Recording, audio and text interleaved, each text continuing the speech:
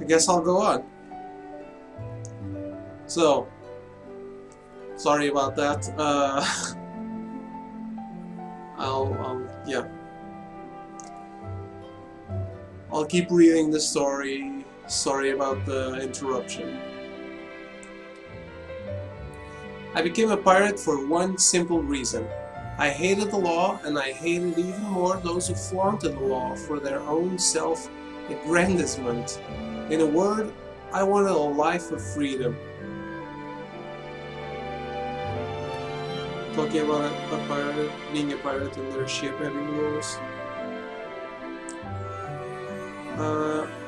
As David already cried for once. I cried like 3 times?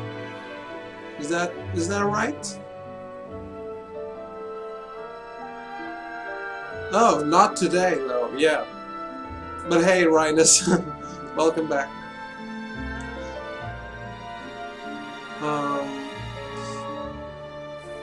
But yeah, I cried before, not today.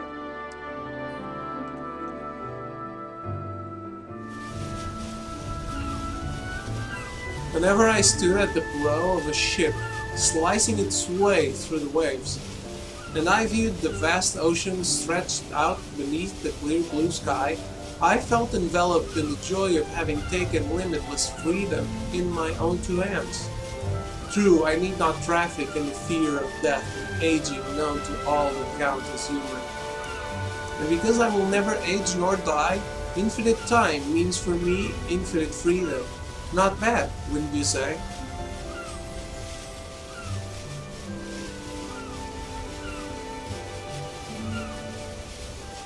Welcome back. Why is welcome back a quote?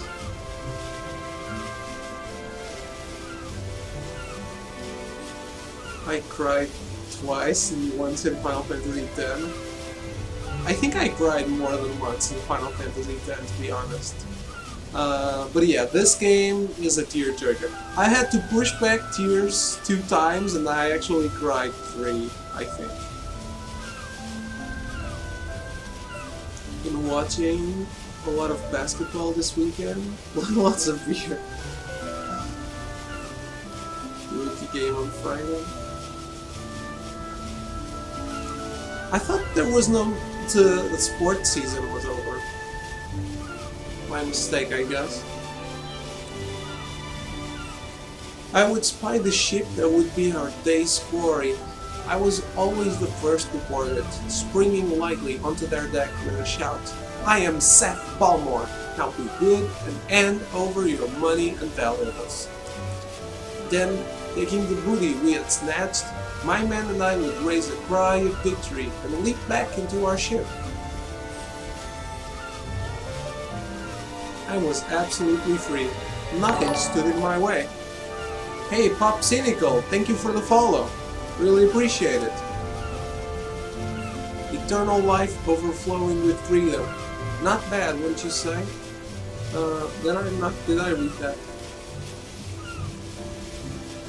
Football season is over, basketball starts in the autumn and ends in the beginning of summer. And hockey too.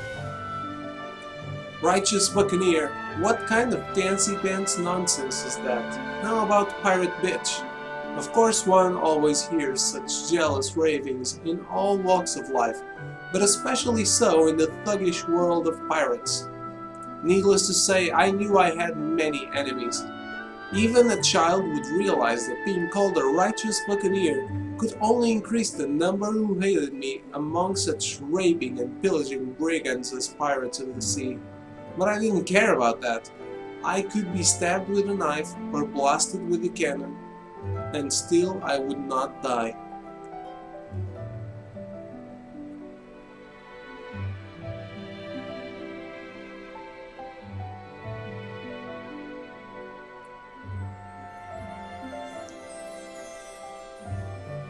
You prefer basketball? Too bad women's NBA isn't being broadcasted in my country. I prefer females.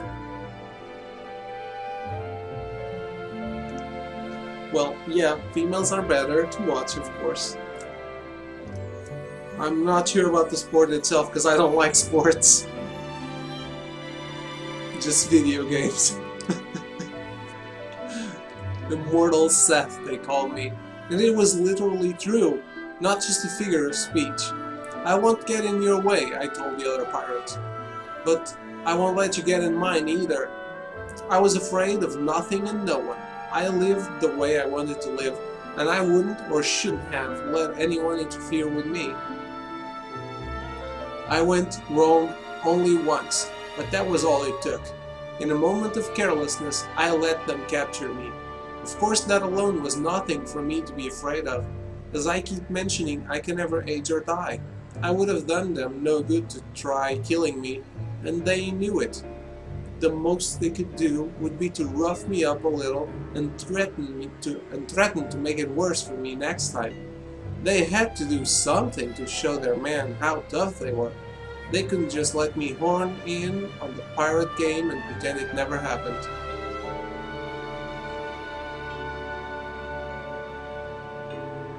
So you watch it for the woman. I get it.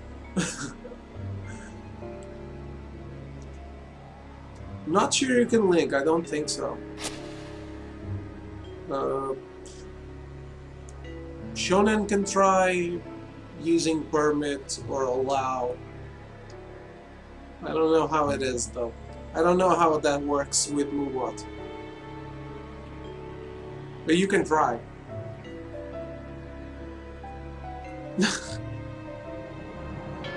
So I said, hurry up with the torture, will you? I haven't got all day. We were in a cave on a desert island. I was in handcuffs and leg irons and surrounded by half a dozen huge men, all well-known pirate captains. One of them was holding a long, thick chain. I get sick to my stomach just looking at their sweaty faces. Come on, hurry up and beat me with the chain. Or would you rather strangle me? Whichever you choose, hurry up and get it over with. The man laughed out loud.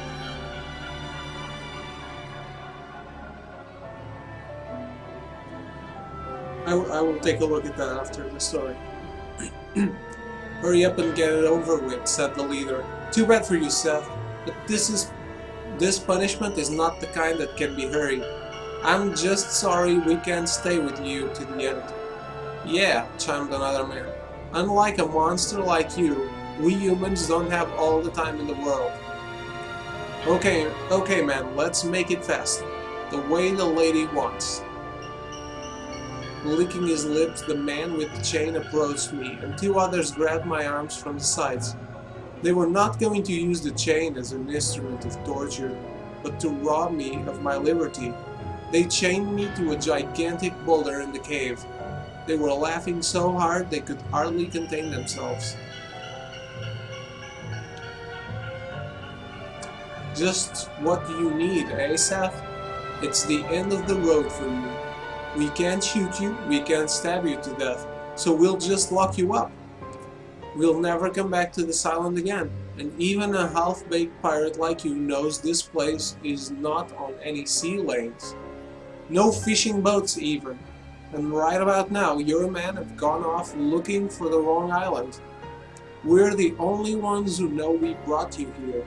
Not even our crews know where we are. Nobody's coming to save you, that's for sure. You'll be in here forever. Can't move a muscle, and you can't even die. All by yourself for the rest of eternity.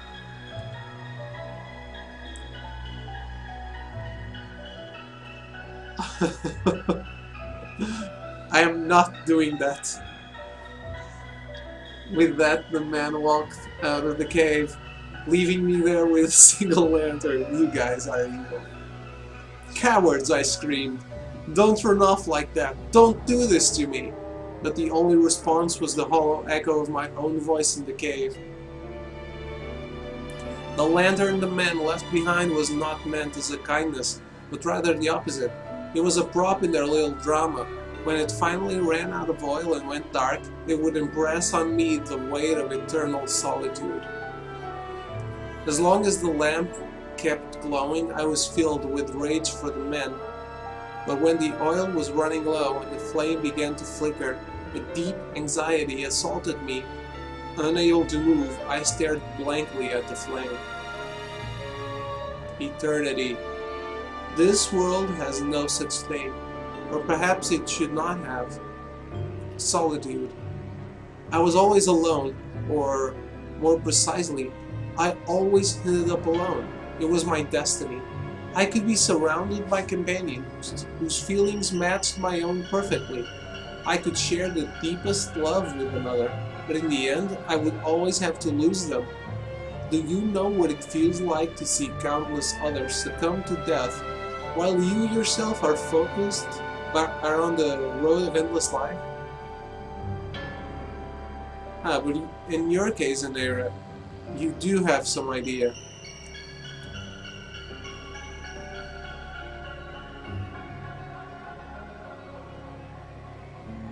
As I watched the lamp in the cave went out, a world of darkness spread out before me, and there I was, alone. No more would I taste the sorrow of parting, but neither would I be able to taste the joy of meeting eternally without end, alone. I did not try shouting.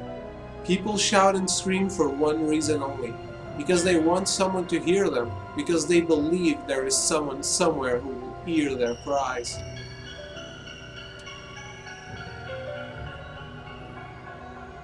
I did, however, shed tears. Which is not to say I wept. There is no way that the immortal woman pirate Seth Bulmer would ever break down and cry. A tiny tremor went through the darkness. That is all it was. And then I noticed, oh, tears are coming out of me. Really, that is all it was.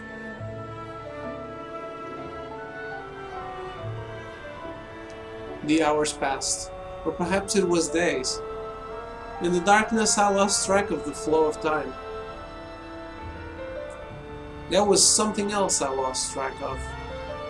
If all there was left for me to do was to stay by myself struggling against eternal solitude, incapable even of rotting away, then what was the purpose of my living in the world? Perhaps the man who trapped me here had been right, and able either to age or die. Perhaps I was some kind of monster. And why was such a monster living in this world? What was I supposed to do here? I did not know the answer to that. I would never know the answer. To the end of my never-ending life, I felt frustration, sorrow, but above all, fear. Eternity was frightening to me. Solitude was frightening to me. I might have been trembling, or without even the energy for that, I might have been utterly drained. Whatever it was I was feeling, that is when it happened. Anera, that is when you first appeared before me. A tiny burst of light softened the dark, and from the light, almost before I could wonder what it was, there came a voice. Are you too trapped in the prison of solitude? Who is that? In the light a flash of white wings. Then, with a sudden increase in size and brightness, the light seared my eyes. Accustomed to total darkness, my eyes could not stand the glare, and for an instant they could not see anything at all. Grimacing, I clamped my eyes shut before daring to open them little by little. There, before me, hovered a pure white, glowing beast. Its white wings were breathtakingly beautiful. How beautiful you were, Anera. But yours was not a florid beauty. No, it was subtly different. Your beauty wore a cloak of loneliness.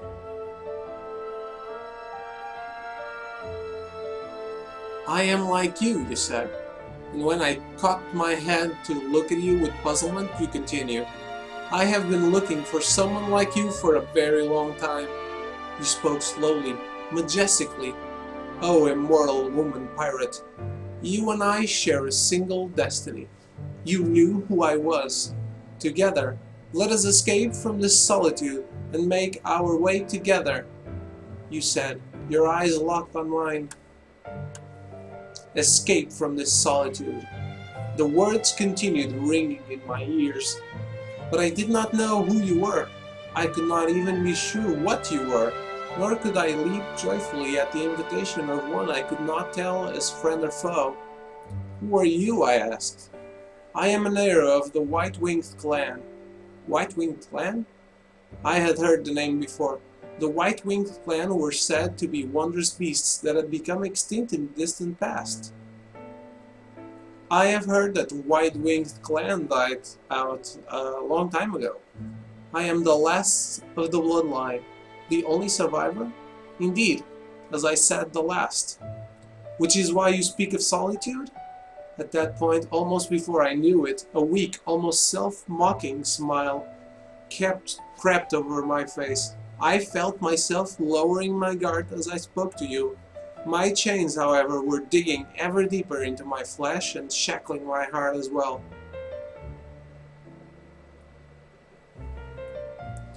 You used the phrase prison of solitude before. It's true, this is a prison. Being alone for eternity is a prison without bars. You nodded at these words of mine in silence. But then you said, I was in a prison too until just now. I'm sure it's true to be the only living survivor. I have spent far too long a time alone. I know what you mean. In the legend, members of the White-Winged clan are thought to live 1,000 years, but even if you were to live on for several centuries, as sole survivor you could never meet a female member of the clan of the White Wing and hope to make children with her. The clan will never rise again. The sole survivor must live out the remainder of his days alone.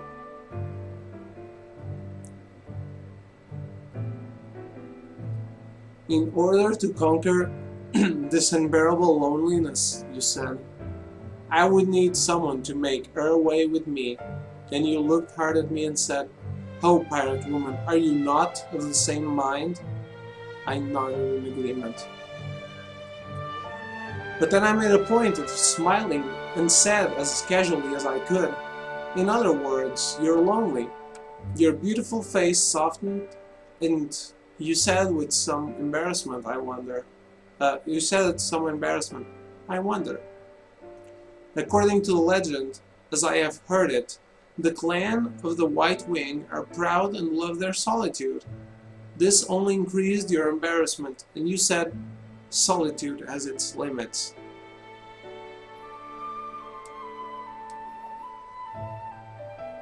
That did it. I decided to trust you then and there.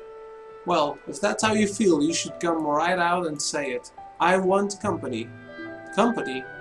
Alright, a companion. A companion? Exactly, so it's decided. I'll team up with you. That ended all hesitation. Just as you saw in me one to make your ways together with, I put my full trust in you. Let's go wild on the high seas, I cried. Isn't that what make our way together means? You mean that I should become a pirate? You don't like the idea? You paused for the space of one breath and chuckled softly. I've always wanted to give it a try. No sooner were the words out of your mouth than you leapt at me. With one bite you cut through the thick chain that held me down. O wondrous beast Anera, proud descendant of the White-Winged clan, this was how you and I first met. In the 900 years since then we raged over the sea more wildly than I ever had before. When I stood at the prow of our pirate ship in search of prey, you were always there beside me.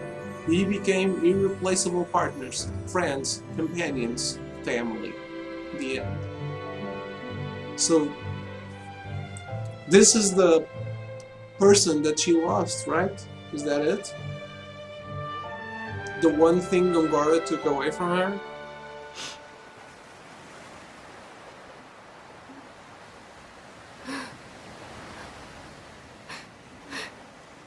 Seth? Cook? You're crying. I remembered some things from a long time ago. You mean Yeah, when no you were a crying pirate? again. And remembering made you cry? I've always been a pirate. I was crying because of something that happened that I regret.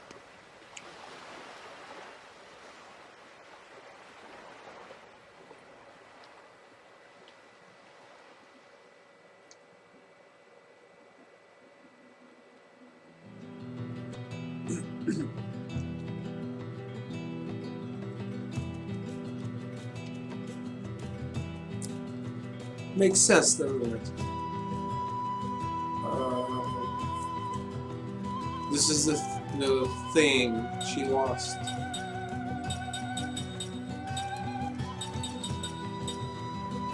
Let me see what you guys are talking about.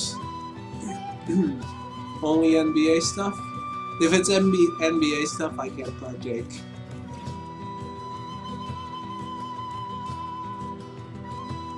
Let me see the link you shared, because I don't even know who it is.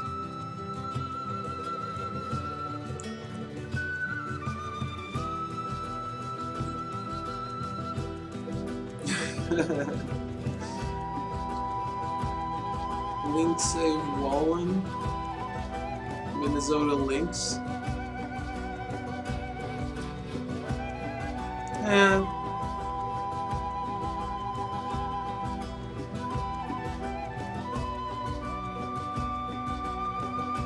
yeah, meh.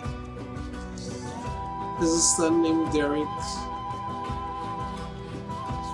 What? Okay. Still NBA stuff. You guys can talk about NBA stuff, I don't know.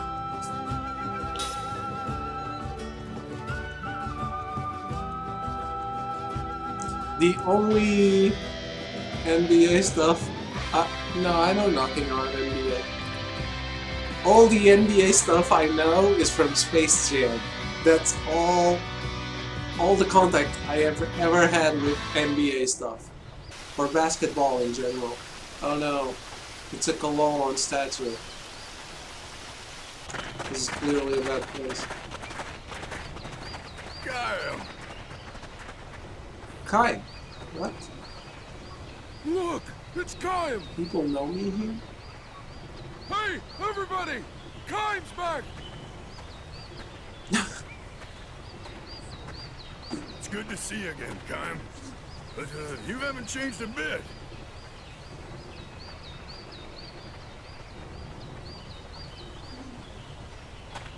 Kaim, don't tell me you're leaving already. It's been so long since your last visit.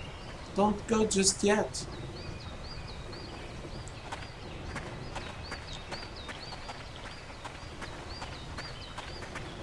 Ah, Kaim, nice to have you here. Things haven't changed a bit around here, don't you think? Maybe. I heard that Gota's military is even coming to this village to draft new recruits.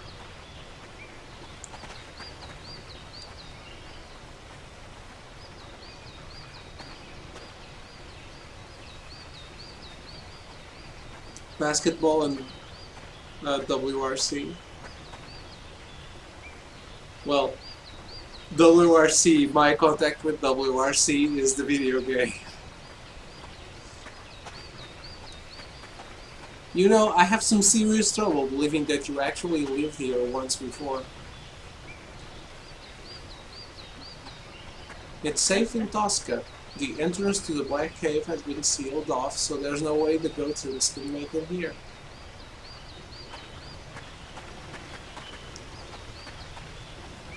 The Black Cave was sealed off by a ghastly sorceress. She was shouting wildly the whole time. She must be a monster.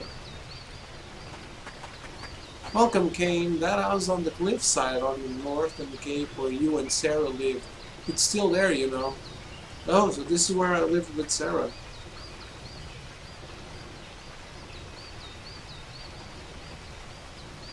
It's one of the best sports in the world. You know, I am a photographer, and I have thought about going and taking pictures of the WRC championship, the Portuguese rally.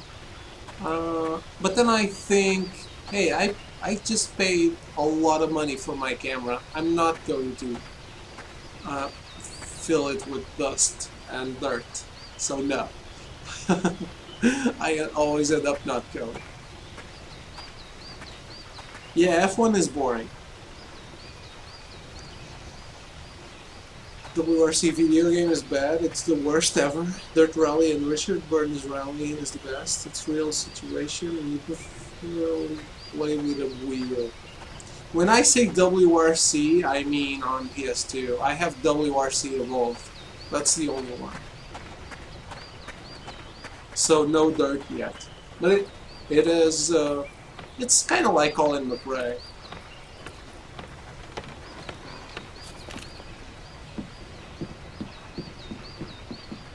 Okay, we have a Colon statue.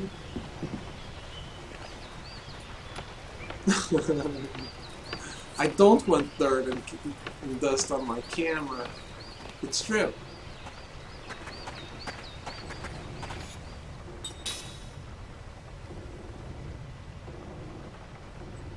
I do have Dirt Rally, but that is not under the WRC series. I like how you quote me.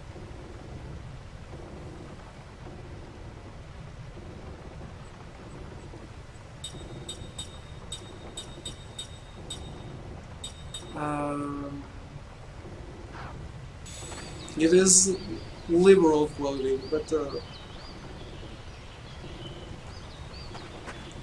will not get dust and dirt in your camera if you stand somewhere correct, where dust and dirt will not harm your camera.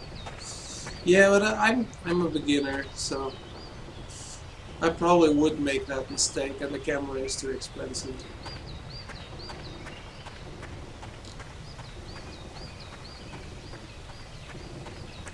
You're a game, aren't you? My grandpa told me that you're the guy who saved our village long ago. He told me all about you. He gave this to me as a keepsake. It's really valuable to us, but it's what used to protect our village, right? So here, Game. I want to return it to you. Magic powered locator level 1.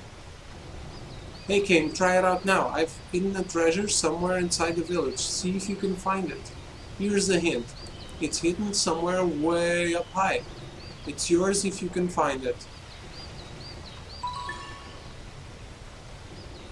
Yes. 25 hours, you've got a long way to go. I was like 120. Wow. I thought the game would be about 80 hours. The quoting is to make sure. Yeah, I get it. Don't worry. Using the magic power locator, you'll be able to look for treasures in all over the world. To find treasures, you must obtain information on the whereabouts. So you get information, it will appear on treasure screen. You have your magic power locator and information. There will be a glowing point on the navigation map, and when you enter the area in which the treasure is hidden. The treasure is hidden at the glowing point. Search for it in the nearby area.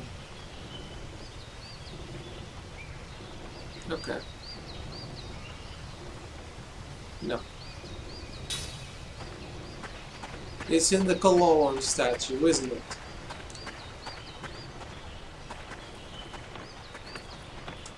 Got it, it's I'm a competitionist. I'm probably not going to complete everything. As long as I get all the memories, I'm good.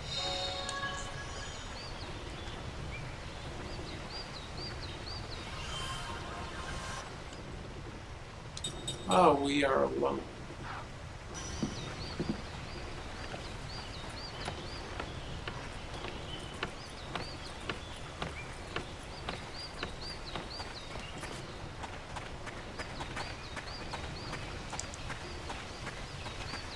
Come to think of it, it was in this village where you and Sarah first met. Do you know what happened to Sarah? You guys should tell me.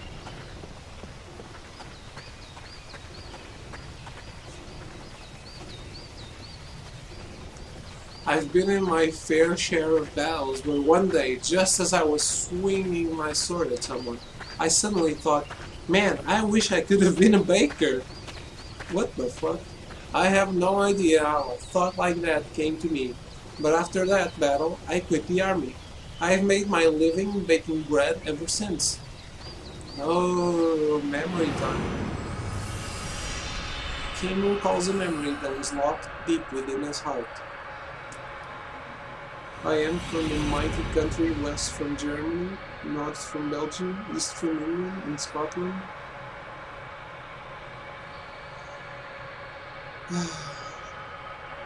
Netherlands, yeah. That is correct, I think.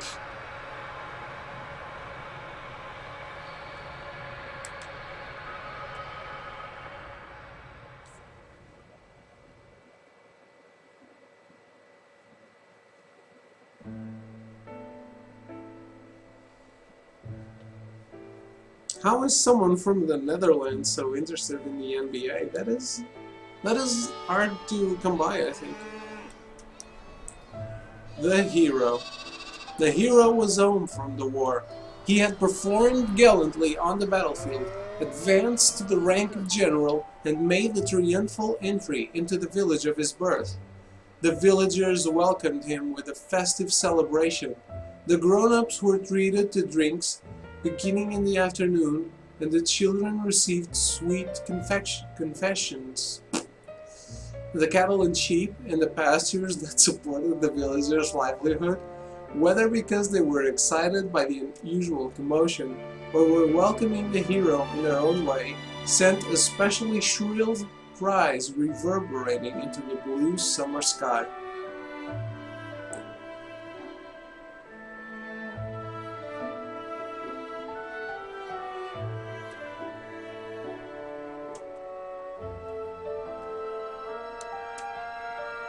I'm very good at geography. I guess Rhinus and I would be a lot better at European geography, right? I can't name all the countries in Africa, for example. I can name the countries in Europe, of course, just like you can name the states in the US and I can't. I think that's it's probably a fair comparison. General, you are the pride of our village. Obviously full of pride himself, the head of the village thrusts out his chest as he delivered this congratulatory address in the welcoming ceremony. To think that the foremost hero in the army came from this tiny village is so incredibly exhilarating and gratifying. I am sure our ancestors are overjoyed as well. The throng crammed into the village square, burst forth with cheers and applause. I don't know what the throng is. The throng? Huh. I don't even understand it in the context. According to the official figures released by the army the other day, General, you brought down at least 2,000 enemy soldiers with your own hand.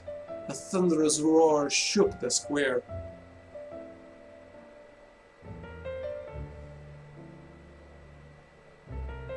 Oh, you had NBA Live for PS1 and PS2. Oh, it's a dense crowd, okay.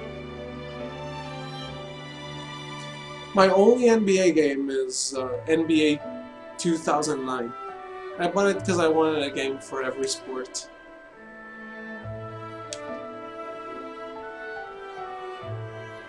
Come to think of it, the population of this village is less than 1,000. This means, sir, that you managed to bury more than 2 of these villages' worth on your own. How fortunate for us that you were not one of the enemy. If by any chance there had been a warrior of your caliber on their side, we'd all be resting in the hilltop graveyard by now. Probably not, no one would bury you. A few of the women frowned momentarily at this remark, but the man full of liquor responded with an explosive laugh. Sitting stage center, the general lightly stroked his dignified beard. No one present knew that this was his habit whenever he was perplexed.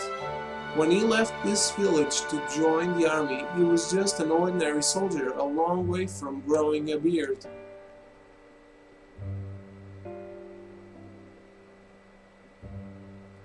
General, you are truly the savior of our army and indeed of our entire nation.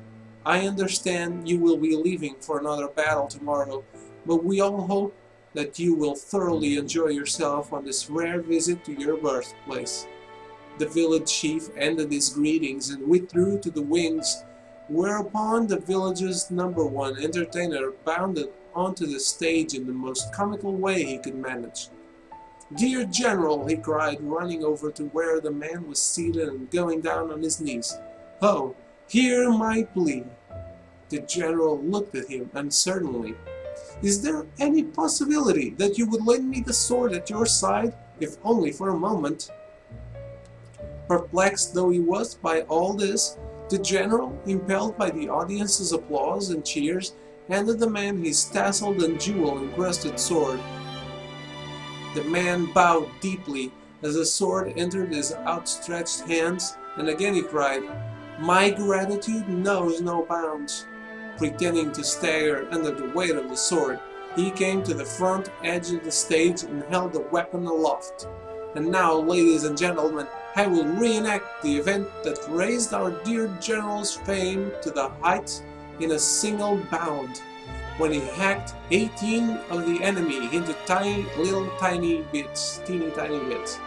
The audience cheered wildly, and the man, with exaggerated movements and commentary, swung the sword in a great arc. The audience knew exactly what he was doing. The general had not only made a name for himself for his strategic prowess, but also widely acclaimed as a warrior on the battlefield.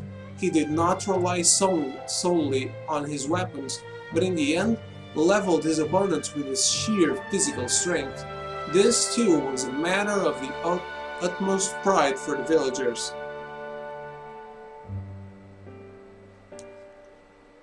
"Here we go.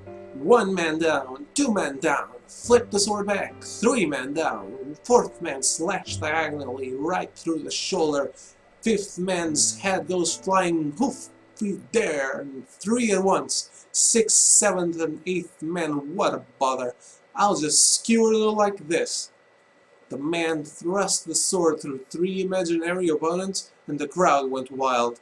The general too broke into a smile and applauded. When he was through clapping, though, he stroked his beard again.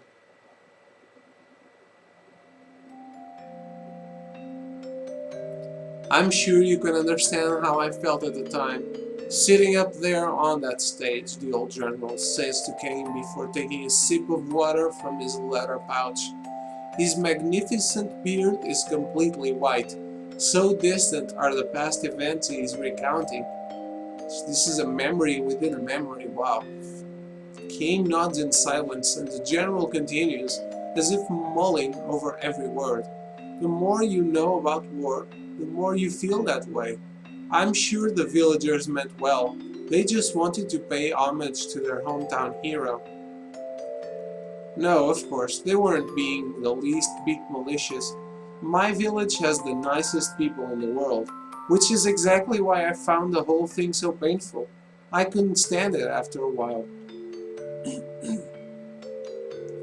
Hacking 18 men to bits, the deeds of a hero are related in numbers. Surely the man who playfully swung a general's sword on stage that day could never have imagined the ones who lost their lives on the battlefield. The agonized expressions on their faces, the curse in their eyes as they stared into nothingness. But that's alright too. People who live peaceful lives don't have to know about such things. That's what people like us are for, to keep their lives far away from the battlefields. Don't you agree? Thanks to us and our killing of enemies, the people we're supposed to protect don't have to know anything about the bloodiness of war. Unless you believe that, what's the point of people killing each other? Kame says nothing in reply. Without ever affirming or negating the old general's words, he stares vaguely at the general's troops.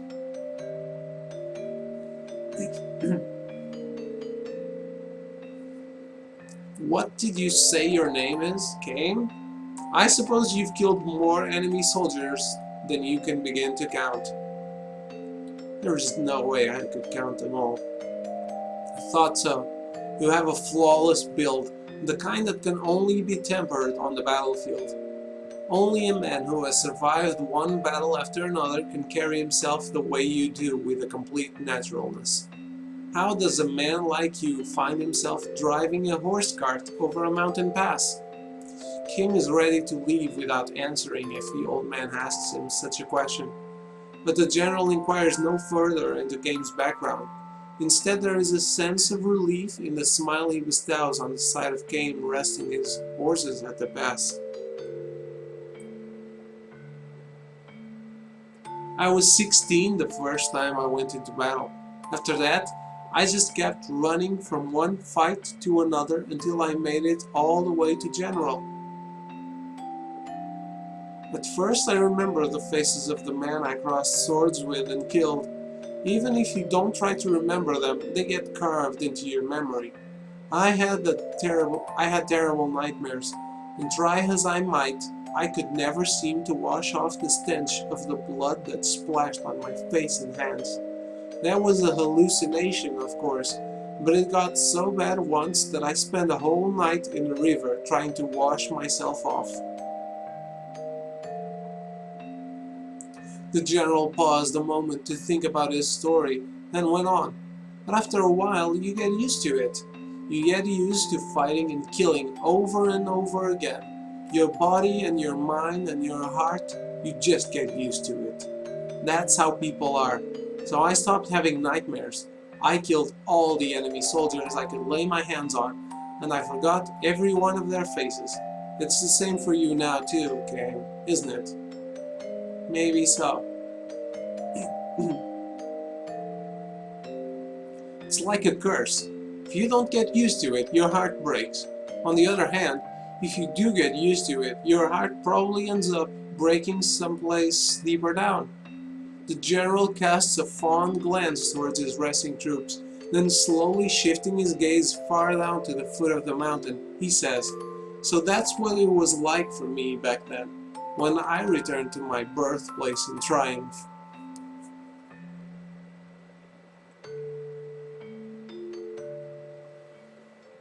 For the final event in the welcoming ceremony, several children mounted the stage. And now, in honor of our hero, the children will present to the general a floral wreath more marvelous than the greatest medal there ever was. The audience went wild again. When the children put the wreath on his neck, the general favored them with a warm smile. The first honest smile from the heart that he managed since climbing onto the stage.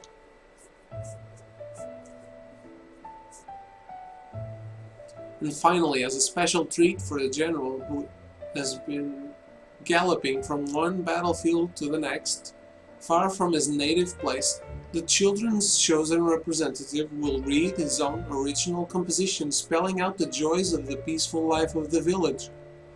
With a look of grim intensity, a small boy, barely old enough to go to school, unfolded his composition and, gripping it with two hands, began to rattle out from it, straining to make himself heard.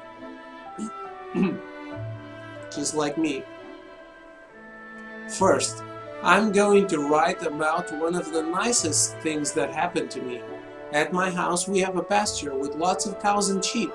One cow had a baby 2 days ago.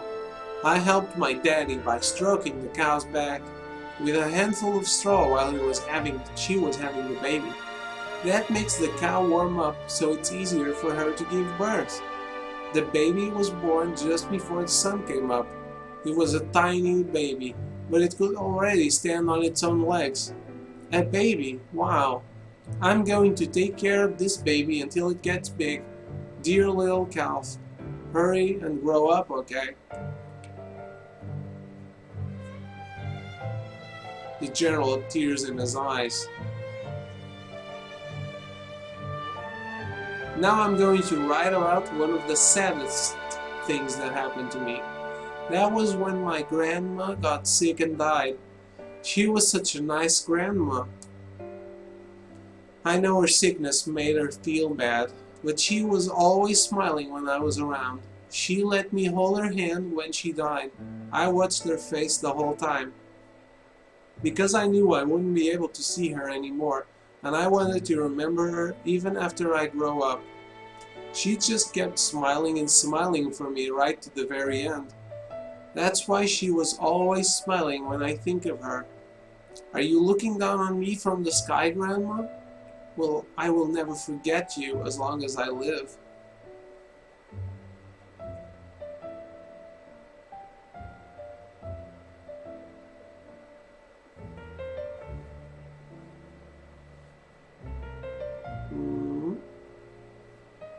How will a small boy know about the joys of peaceful life of a village?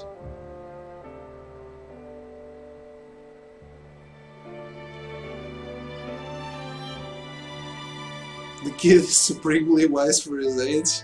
I guess. People were telling...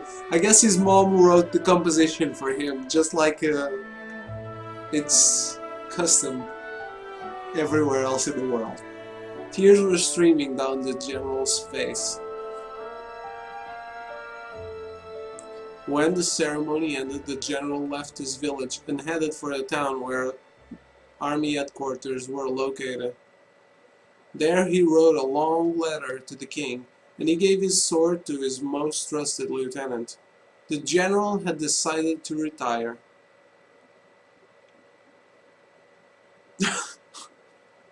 It could happen, the mom could write the composition. This was a big surprise to me, as it was to anybody. When I heard that little boy's essay, it occurred to me, what makes us really human is to celebrate each life that comes into the world and mourn each life that is lost.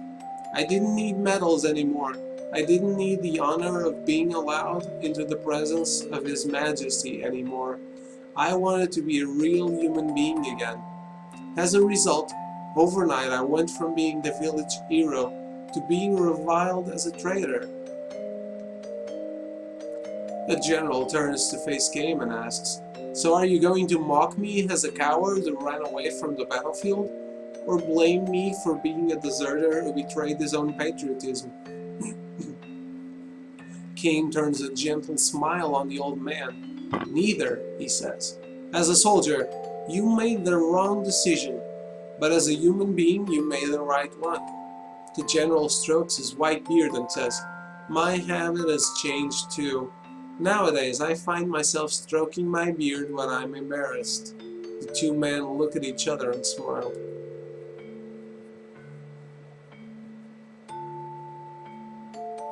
"Okay, back to work," says the general, standing with a grunt. He calls out to his troops. "All right, men, it's all downhill from here. Let's give it one last push and get back to the village before sunset." The troops under the general's command consists of 30 sheep, not one of whom is likely to take a person's life. "Tell me, Game, are you planning to go back into battle at some point?" "I don't really know," he replies. "I'm content with herding sheep for now," the general says. "I don't have the least regret for the decision I made that day. It would make me happy to think this could be a kind of lesson to you." With this parting remark, the general turns away from Game and begins walking. The sheep amble along after him in newly reformed ranks. Standing at attention, the general raises his right arm and waves his troops on. "Forward, march!"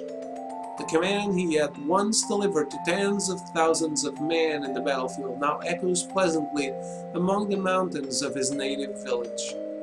The end. That was cool. I like this one a lot. Discover treasure hunt information in the memory? What? Okay.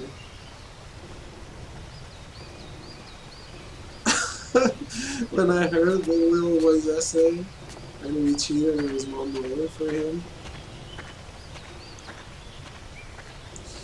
This new girl.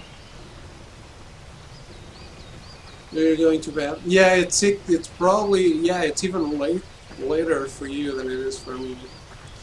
Um, thank you for stopping by, and always nice to see you here. Not fapping though.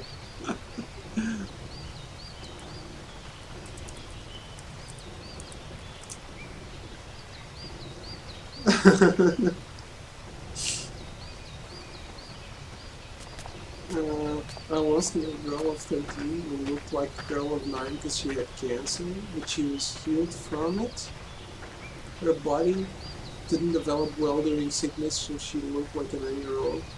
I was amazed how smart the girl was because I was thinking she was 9, but she was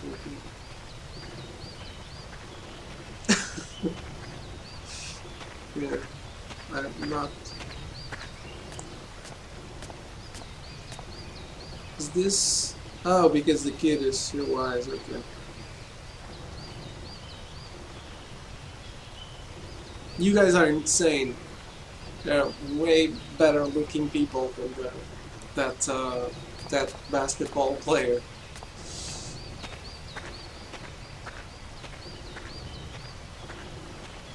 But yeah, I guess it's bad because people don't. Sometimes people don't take kindly to you asking their age, and then you misunderstand how they actually are.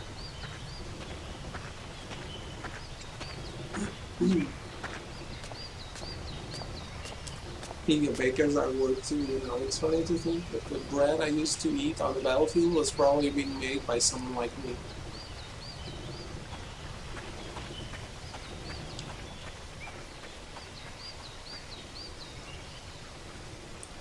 Hyolong is the guardian spirit of the village, but I have to be good, or else he won't protect me.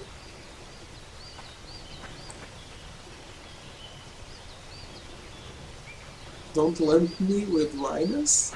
I thought you were both admiring her.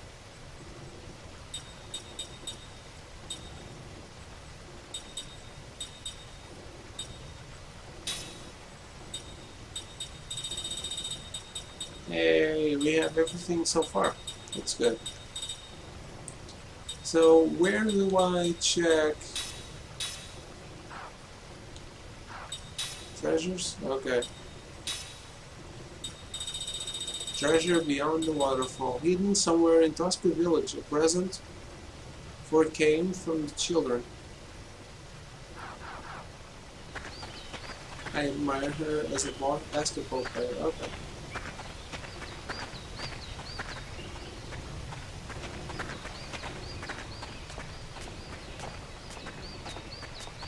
I like this story.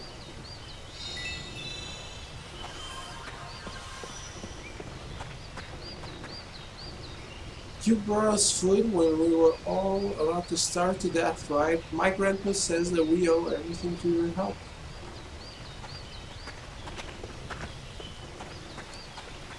I saw her, that old sorceress.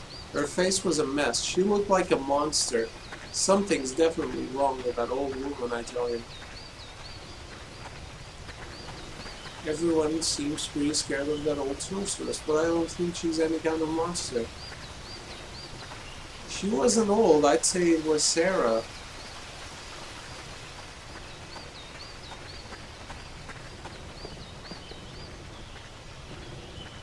You like the story too? I think it was cool.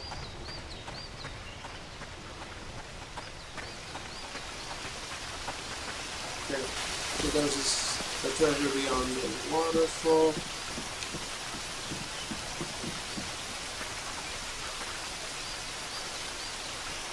Medusa's head. That's a very bad enemy from Castlevania. As you know.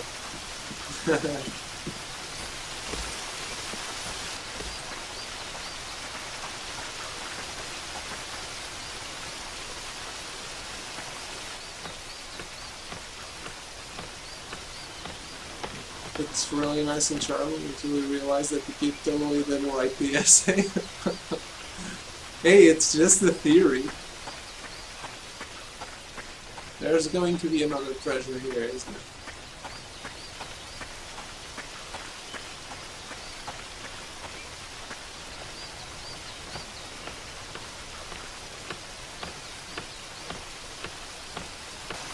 Maybe I am too distrusting.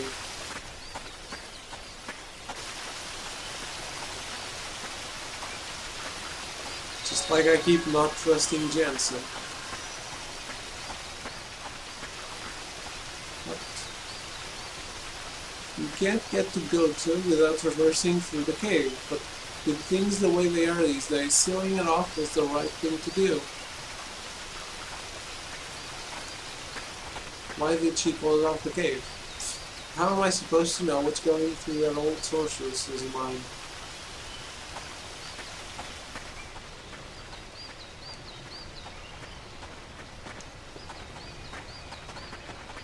It's an inn, Kane. Look, it's been a long voyage, and I'm sure you're tired. So why don't we call it a day here, okay? Sure. That's fine.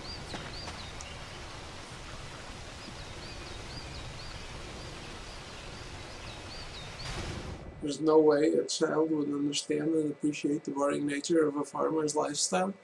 Well, to be fair, it did say something about a cow being born, which is not the boring part. Oh no, they're going on a Valentine's date. I'll go speak with the king. We've never met, but I've heard he's very wise. I'm confident that he has a ship that can get us past the hypercurrents.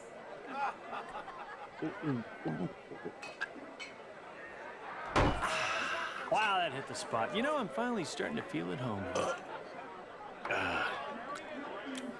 No. Are you even listening to me? There's a time and place for that stuff, and this is neither. Tell me, is it really true you can't drink? Yes. That is so sad. But you're a queen. I mean, don't you have wine or champagne at parties or banquets, hangings, any festive thing like that? No. Well, look it. Nobody knows us here. Come on, just give it a try. I guarantee you'll like it. Really. It won't kill you, I promise. In fact, I bet if you take a couple drinks, you might get your memory back. Yeah, it relaxes the mind and other things. You think so? Absolutely. Hey, look at me. You're talking to Jansen here. Bottoms up. Bottoms up.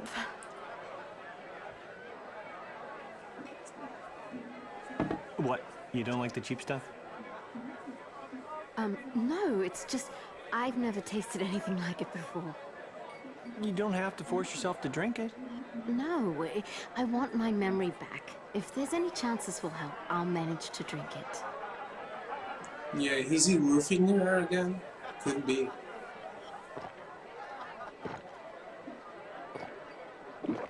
Wow, that good.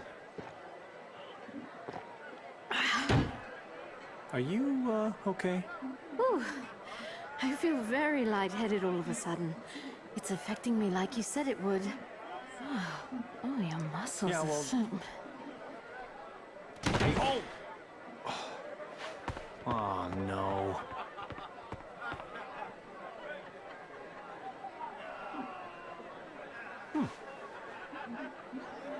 You know, you're cute when you're asleep. Jansen! What? Oh! What the hell do you think you're doing? I was having a serious discussion about, you know, what's going to happen next.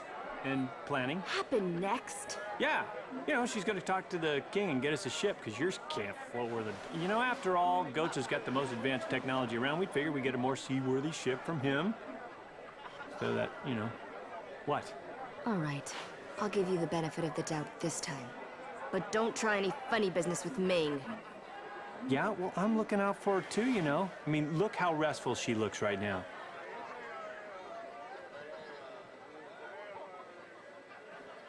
Another date rape.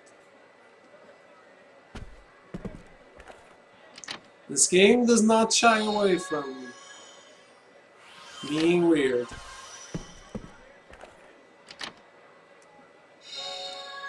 Playing funerals.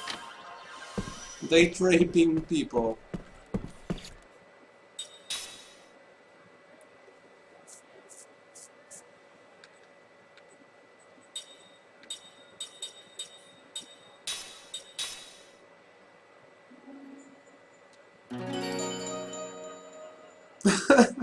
Yeah, Jensen would be on a list if he was alive on our world today.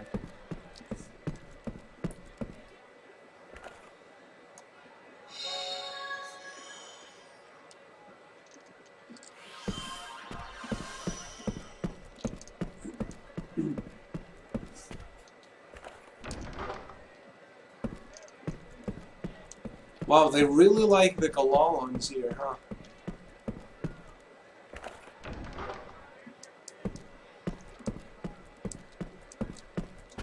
Great to see you here, Kane. Everyone's just delighted. Strange. Shouldn't Sarah be with you? Shouldn't you be quiet? Or tell me where she is? Hey, Slotseed.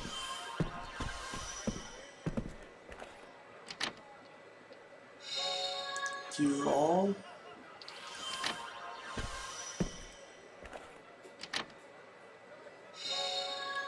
Another seed. Right. I am cleaning right now. Please wait up. Oh, it's you, Kane. Thank you for coming, Kane. A toast for the well-being of our village's savior. I have heard a great deal about you from my mother and father. Please make yourself at home.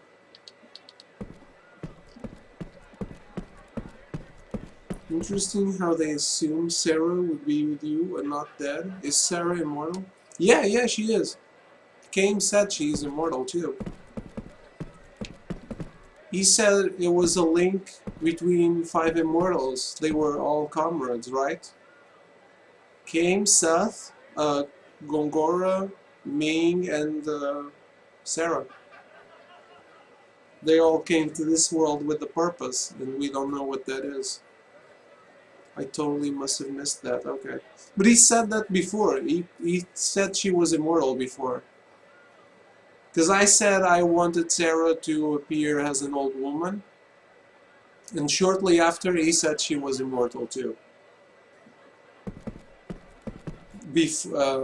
During the funeral, or even before the funeral. Not really sure when. Hey, welcome. How about a drink with us? Welcome, Kane. We're just a humble village, but I hope you enjoy yourself here. Oh, they really like me here, huh?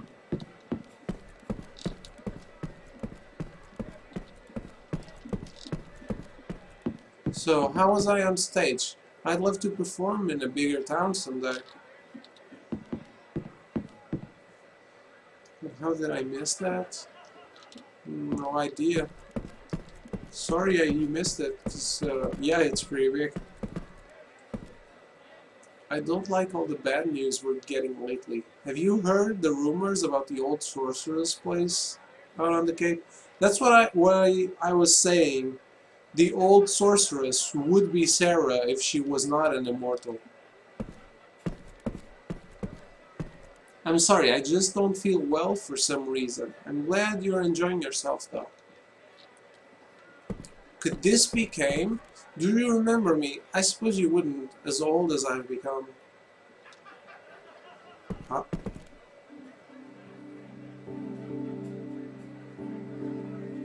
Hey, Kime! I heard you were back.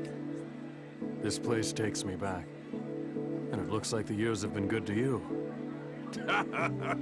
Knock it off. I'm a bona fide old man now. Well, if you don't mind my saying so, you've aged really well.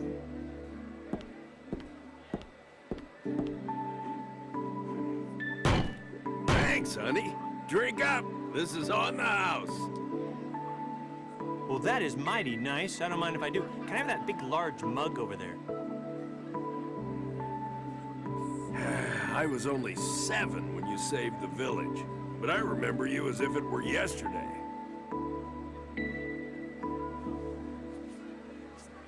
Maybe they just say old sorceress because the sorceress has been there forever. Maybe it's her.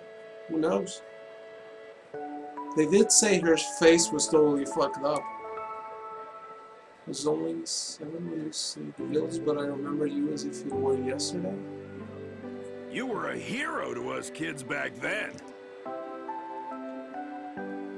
Yeah? So, we're trying to get to Goatsa. Ah, forget it. The only way is through the Black Cave. I heard it'd been closed off by some old sorceress.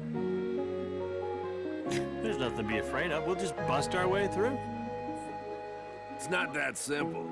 Neither muscle nor magic have had any effect. Although adventurers with plenty of both have tried. My guess is that only that old sorceress can bust through the blockage. She's got some serious magic energy. Yep, she sure does. Why don't we wait until she goes to the bathroom? Then we can, sneak by her. Jansen knows the true logic that can never be applied to video games. But it's a good logic. I approve. Oh, it gets better. You know that place where you and Sarah lived? Well, that old sorceress has moved in. It might be Sarah, you know. Maybe something happened to her.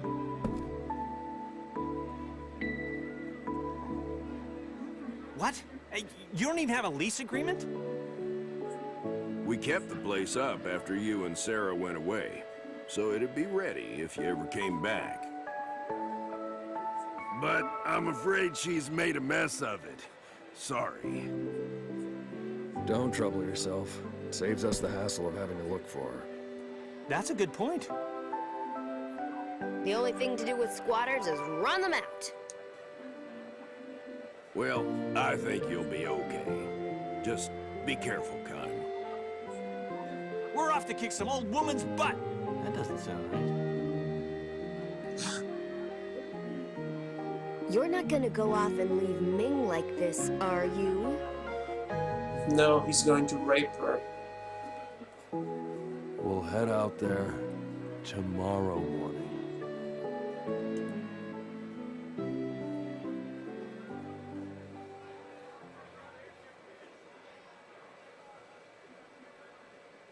I am very intrigued about this old sorceress thing. I really wonder if it's going to be Sarah or not. Because Sarah has to show up sooner or later.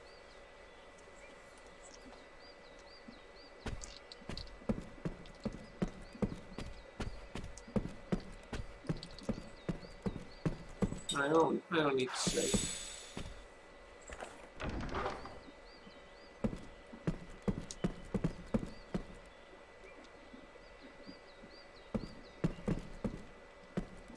Do I need to talk to these people again? Am I here to pay my respects to the Cologne? Oh no. Yes. Tell me the tutorial. Pay your respects to the Cologne statue spread around Tosca Village. Oh no. Press the A button to pay your respects. It's Call of Duty again. In some areas, villagers may block the way of statues, but they will eventually go away. Try to visit as many statues as you can before time expires. The minigame ends after you visited every Cologne statue, or when time runs out.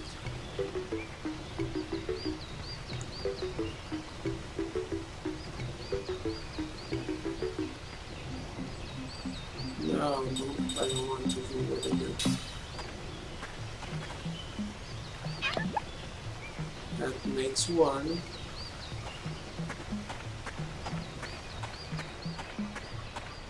Fuck you.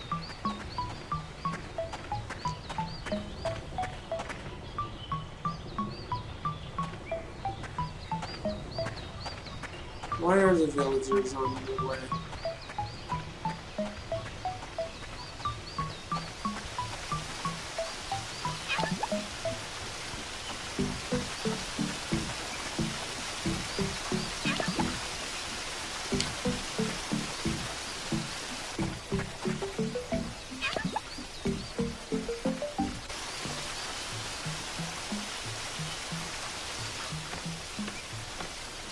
Sarah has two children. Possibly Sarah is a captain of Gongora? I don't know. I hope not.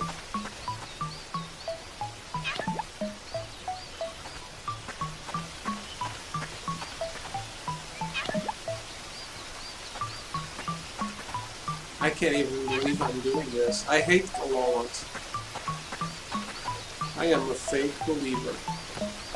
I only do it for the items.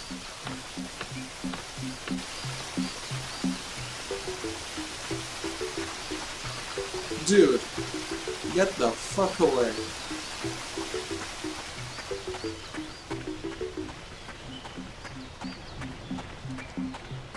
Why are these people in the way?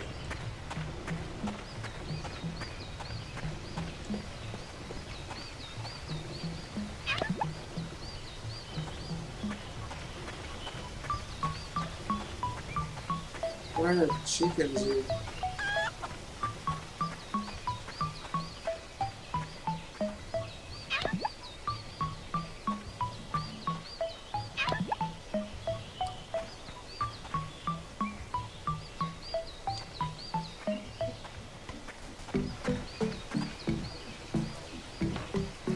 It's true. I'm like those people that go to church just to ask for forgiveness, but they sin again as soon as they can.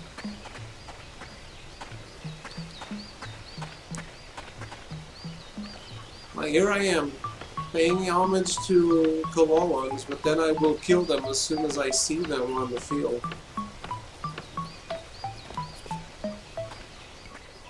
So how many are blocked by guys right now?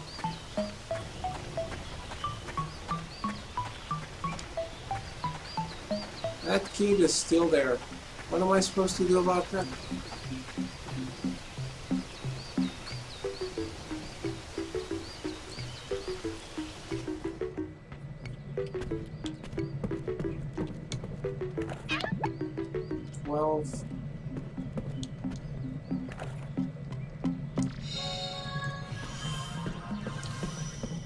Welcome back, game. Where have you been all this time?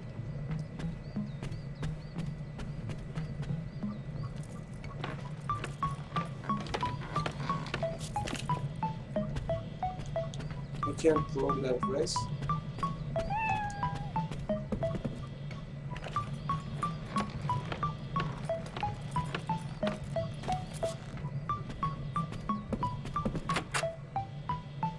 I can certainly make it if these people move. I only have 4 left. Oh, okay, this guy left. Not sure if you can make it. I could before. Not sure I can now. Hey, the girls are moving too.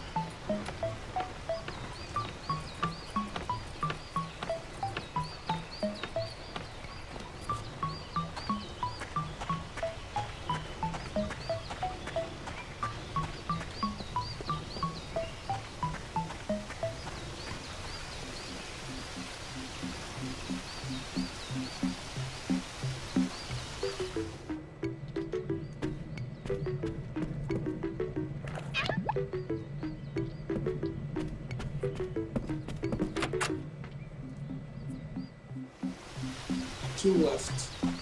I know where the 2 left are.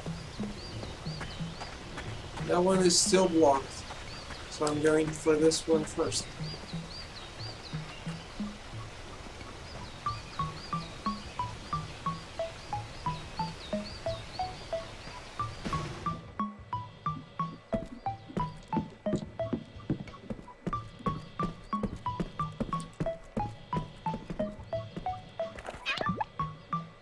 Only the one behind the waterfall is left.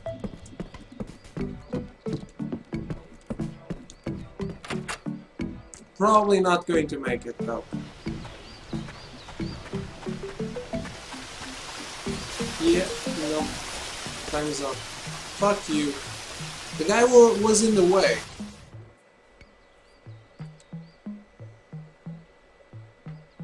Yes, I am a very pious worshipper.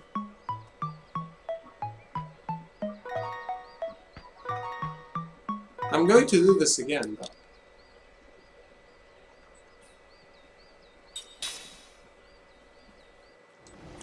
Because now I know to tackle them in an appropriate order. I'm going to do this one right away. I should have done it way before. And I should not have wandered in the other guy's house. And I should have used the run button as well. That I keep forgetting exists.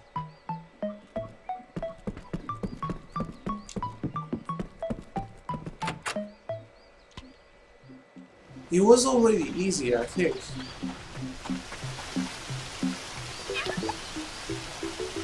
Oh, the guy's not here now. That means it's probably random. Which ones are...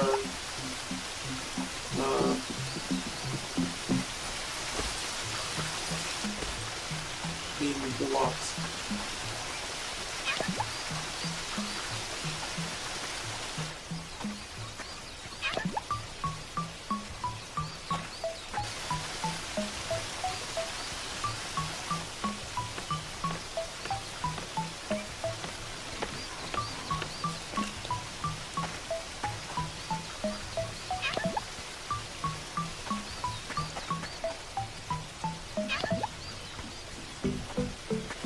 If it's random, that means it's not always possible, right?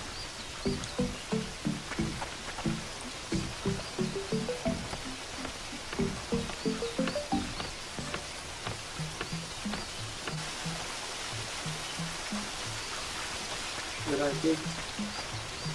I guess I did. Oh, fuck you.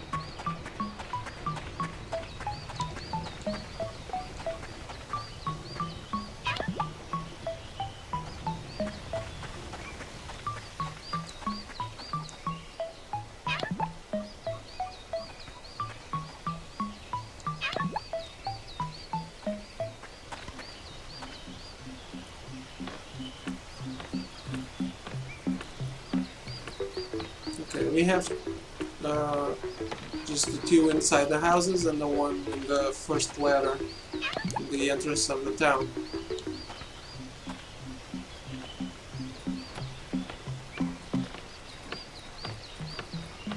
Yeah, it doesn't seem very hard.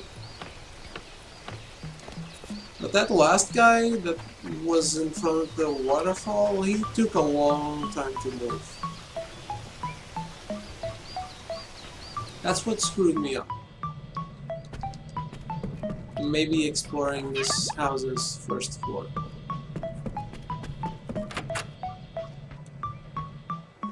I will blame the other guy and not myself. Okay, I can do this.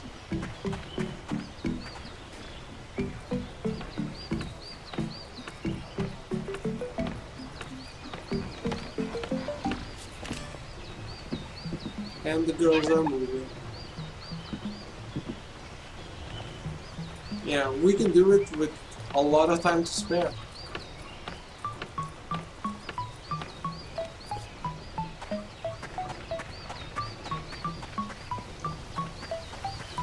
Sorry I had to do that twice.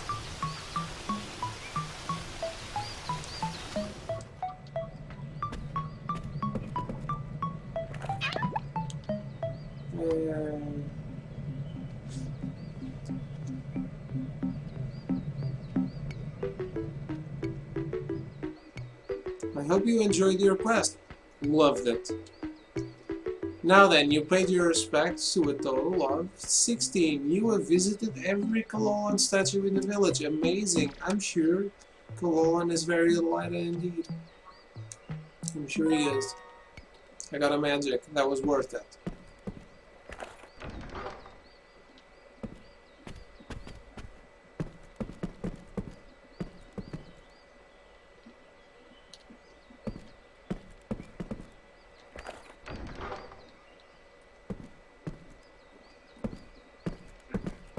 Welcome, have a look around. Forewarned is foreharmed, as they say.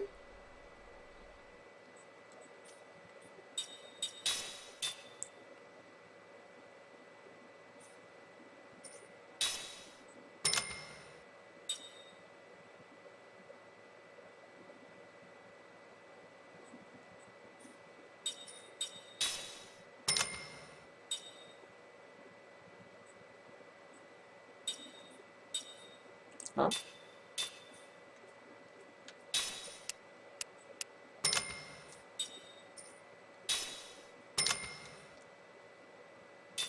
Ooh, a lot of stuff I don't have. This one I do have, but I want another one. That's very welcome.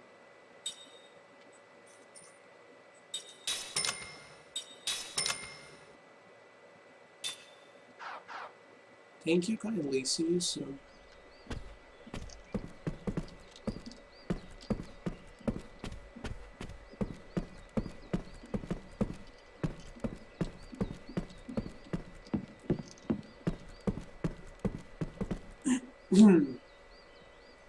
Hello, lady on stage was my friend back when we were kids. Isn't she wonderful?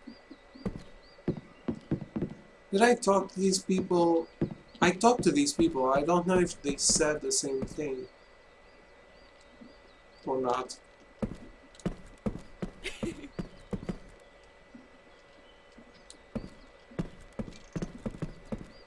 you're tired, feel free to stay with us. You're always welcome here. No? When you said feel free, I thought it was for free. You monster.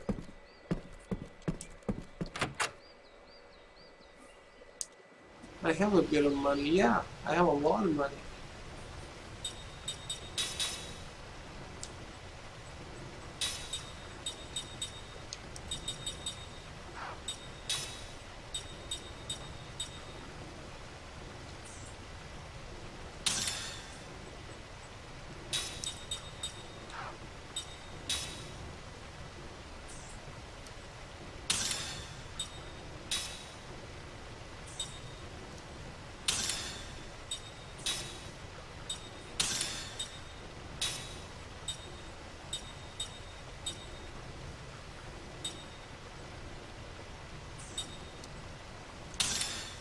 Okay.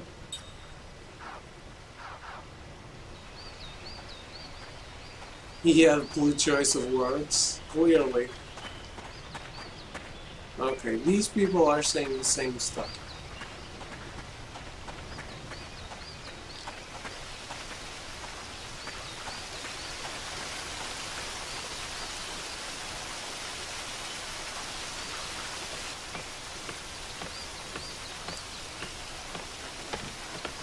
Here, we'll just go over.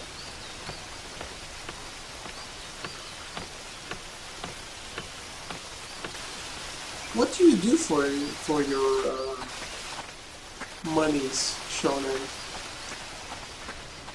It's late for you too, isn't it?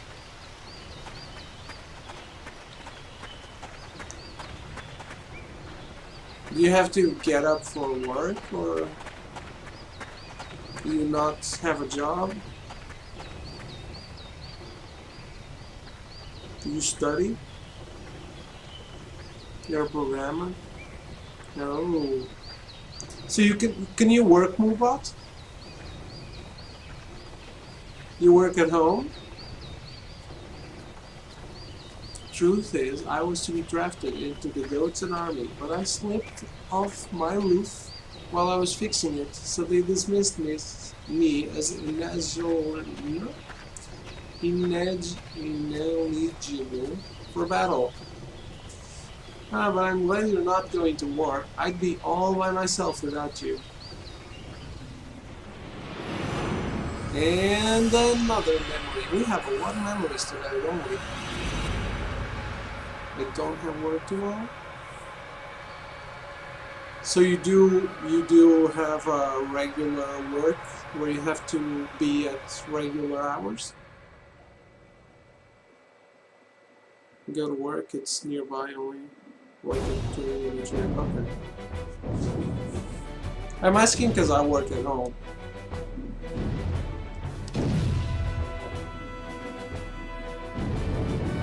There is no way to keep the village from becoming a battlefield. The enemy forces have crossed the northern pass and made their camp close by. The home forces are here too, sending one unit after another into the village to resist the enemy's attack. The place is a powder keg. This one has no title. It's not bad, it's like 1-ish here. Okay.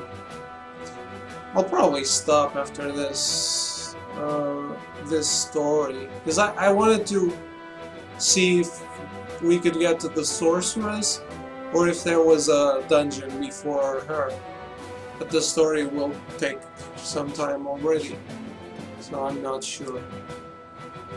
Ringed by mountains where 2 highways intersect, the village is a crucial focal point for transport.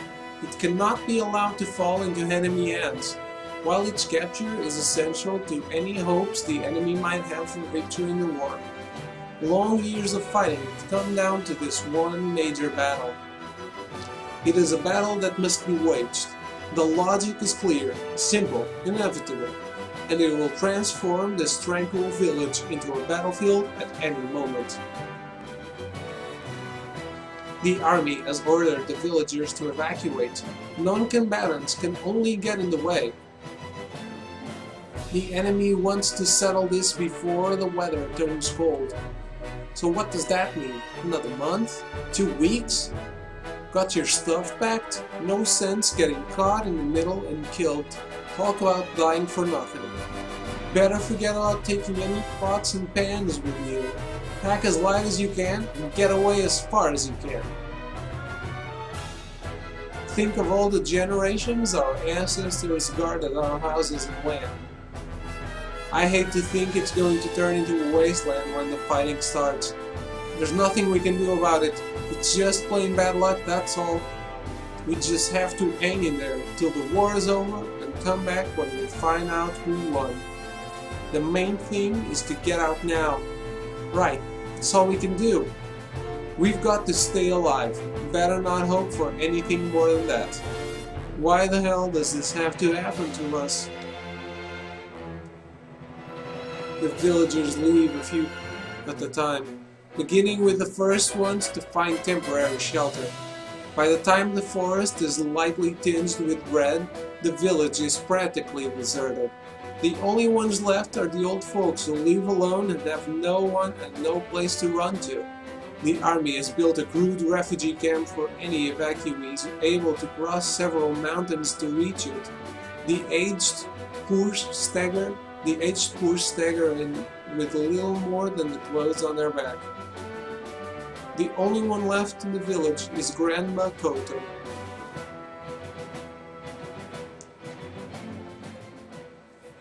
The bread of Grandma Koto. As a mercenary, Kane first met old Koto shortly after he joined the unit protecting the village. He was on an inspection round at the time when he spotted an old woman working in the fields. She turned out to be Grandma Koto. A soldier with him yelled at her, "Hey, old lady, enough of that!" Another man shouted, "You'd better get out of here if you want to stay alive. The fight's going to start in 2 or 3 days. How many times do we have to tell you to go to the damn refugee camp?" But old Koto stayed hunched over, digging in the dirt. Obviously, she was not harvesting anything. If this had been a time when the grain had ripened and she was hurrying to harvest her crops, it might have made sense, but she was just turning the soil as if she had forgotten that a battle was about to start here at any moment.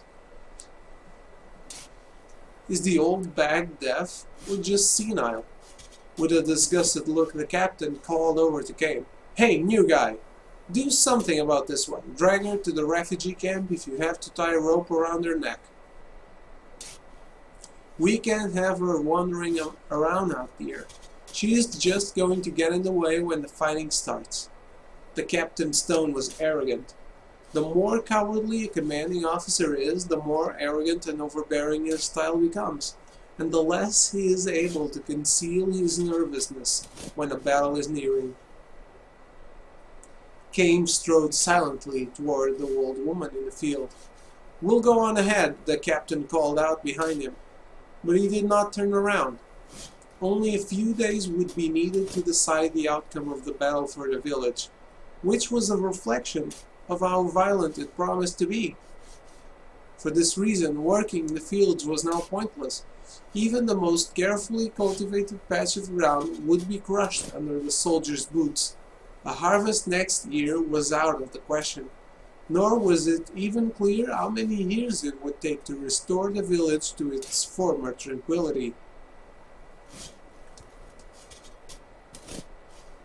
When Kame approached her in the field, the old woman kept working and said, "Don't try to stop me."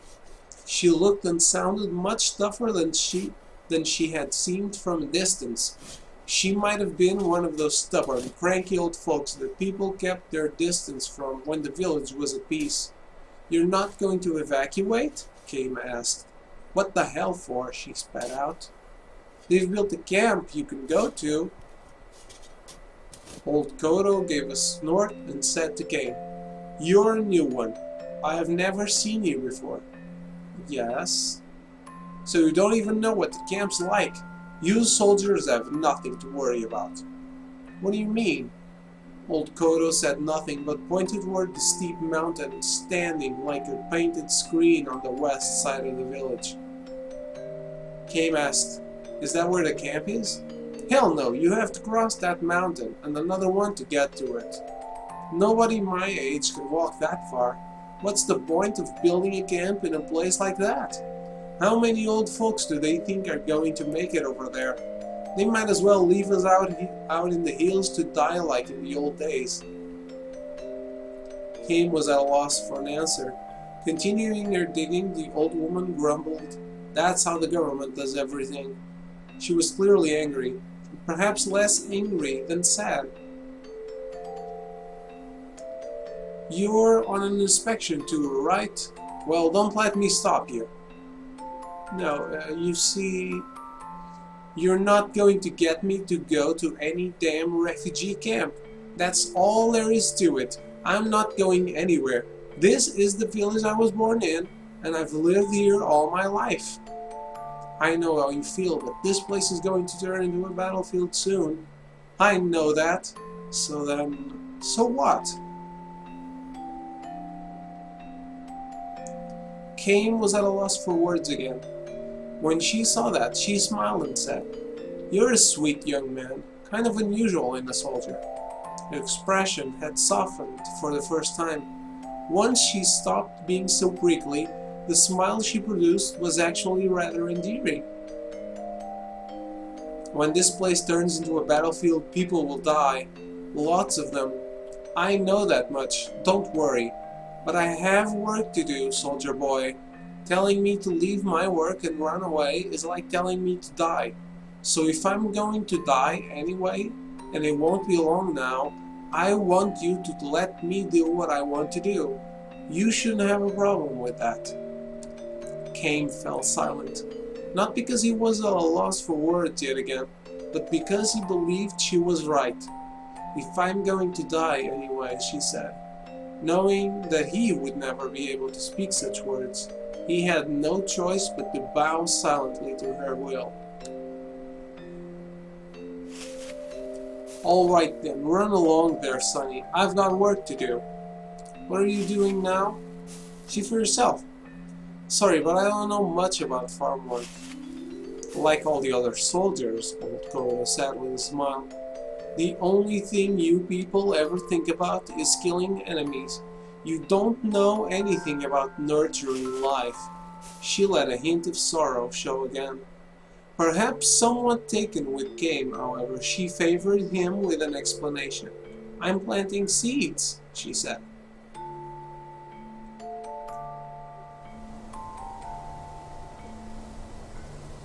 Grains of wheat. You sow them in the fall. They mature over winter, shoot up under the spring sun, and turn the fields golden in summer.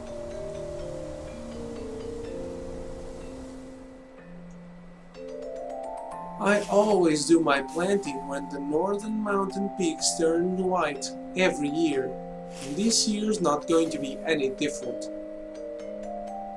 Would the seeds mature in the trampled fields? Cain had his doubts. Grandma Koto, however, displayed not the least anxiety or resignation as she scattered seeds in the newly turned soil.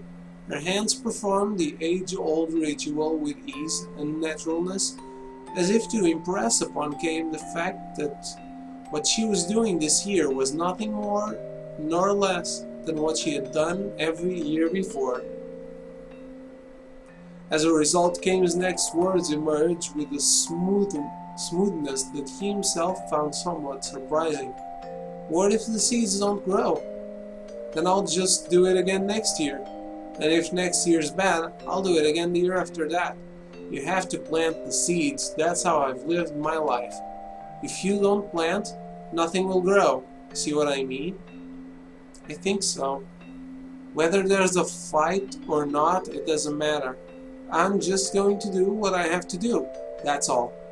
She spoke with certainty, her wrinkled face softening into a smile as she added, "You can't even enjoy a meal if you know you haven't done the things right." You're saying that this is what gives your life its meaning? This was the question to which Cain had long searched for an answer. For what purpose had he been born into this world? What was he supposed to accomplish here? He had continued to roam through his life's endless journey without knowing the answers to these questions. Indeed, because he didn't know the answers to these questions. "I don't know about deep stuff like that," Grandma Koto said shyly. "I just meal the wheat I've harvested and bake bread in the fall. That bread is really special. Nothing tastes as good as the first bread you make with the wheat you grew that year. That's what my grandson looks forward to every year. I can't just decide to take a year off now, can I?" "I see what you mean." "No, you don't," she declared. "You're nothing but a damn soldier." Her face had turned hard again. There were no more smiles from her that day.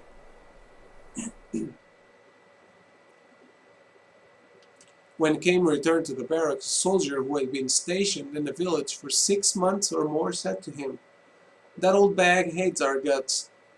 Because we've ruined the village? That's part of it, I suppose, but it's got deeper roots than that for her. Grandma Koto had lost her entire family in the war. First her husband died in the war 40 years earlier, then her son and his wife in the war 20 years early. And now the one grandson they had left was taken to fight in the current war." "What's his unit?" Cain asked the soldier. The man gave a helpless shrug and named the unit that had been sent to an area with the most intense fighting. "Talk about bad luck. The fighting's so bad out there. If it was me, I'd take my chances on being executed for deserting under fire. He's got maybe a 50-50 chance of coming back alive. No, maybe 30-70. If her grandson were to be killed, Grandma Koto would be all alone in the world. She would have no one to feed her bread to. It must be tough to be left alone at that age," the soldier said. "Looking at old Koto, I can't help thinking of my mother back home. There's no way I can let myself get killed. She'd never stop crying. Same for you too, hey Cam?" Cam said nothing in reply. He had no right to put himself in the same category as this soldier. The battle started 3 days later. The enemy's army attack was even fiercer than expected. The defense forces had no choice but to put everything they had into the fight. Cam slipped away from the battlefront and headed for Grandma Koto's house. He found her leaving for the field as always. She gave no sign that she was afraid of the fighting. People who know exactly what they must do and who refuse to be distracted by anything else can be strong beyond all reason. Cain saw now that there could be far greater strength in a finite life than in one that lasted forever. Because he sensed this so deeply, he stood before her, blocking her way. He lifted the tiny old woman in his arms and carried her bodily back to her house. "What are you doing? Let go of me. I'm not going to follow some soldier's orders. I have work to do." "Yes, I know that," Cain said. "So put me down. I don't want to let you die." Pulling her against his chest, he looked at her in the eye and pleaded with her. "I want you to bake bread next autumn again from a new crop of wheat." She stopped flailing her arms and legs in a vain attempt to get free of his grip. She looked straight back at him as he said, "As long as you have someone to feed your freshly baked bread to, I want you to keep baking bread year after year." Old Kodo heaved a huge sigh and muttered, smiling, "I knew you were a very strange soldier." The battle raged on for several days. The arrogant, cowardly captain died in the fighting. The soldier who had told Cain the story of Grand Makoto also died. Countless defense troops died and countless enemy troops died. The village was consumed in the flames of war, and Old Koto's field was ravaged under the heels of the military. Cain's side managed to stave off the attackers, then followed the retreating enemy to the north. All that remained in their wake was the empty, devastated village. The war ended as spring was giving way to summer. At the cost of massive casualties, the army repulsed the enemy's invasion. The village began to recover little by little. As Grand Makoto had predicted, not one old person who crossed the mountains to the refugee camp came back alive.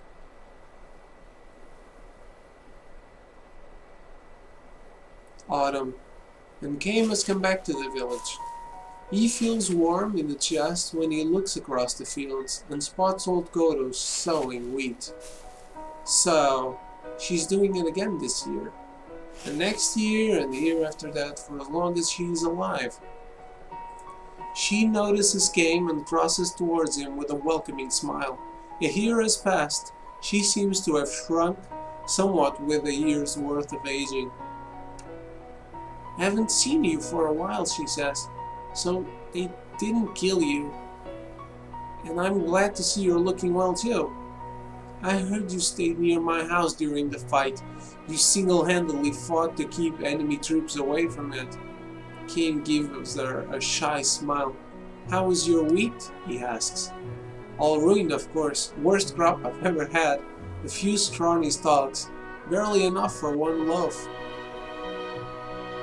She tells him all this with a surprising ease. Then she fixes her eye on him and asks, "Have some?" "What?" "Bread, of course. I'll bake a loaf now if you'll help me eat it." "Well, sure, but..." Grand Makoto sees through Cain's hesitancy and says with a calm smile, "Yes, he's dead. My grandson, I got word at the end of the summer. I was waiting and hoping, planning to bake him a loaf of bread as soon as he got home." When she sees Cain hanging up his head in silence, she adopts a spirited tone as if she had to be the one to cheer him up. "Come on then. You eat what he would have had. It'll probably be tougher than usual, what with the wheat harvest being so bad. But I'm sure my grandson would be happy to know I fed my bread to the man who saved my life." So this old woman had lost her entire family to war. In other words, there is no one left to enjoy her bread. Still, she urges Cain to wait just a minute while I finish this up, sowing the wheat for next year's harvest. She does it because this is what she has always done, because it is what she's supposed to do. Cain stops himself from speaking the words, "Let me help." and he stands staring at old Koto's bent back. In the glow of the setting autumn sun, she is sadly small and sadly beautiful.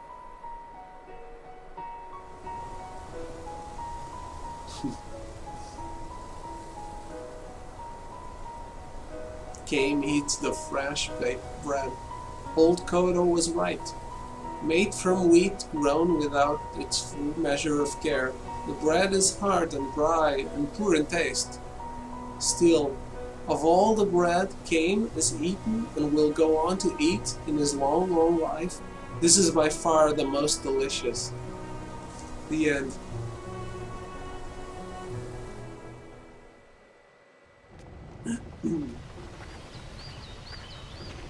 This one made me emotional.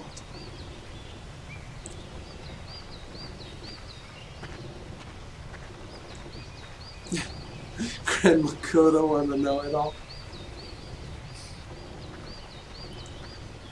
Kinda sad but very nice. Yeah, very nice indeed. Yeah.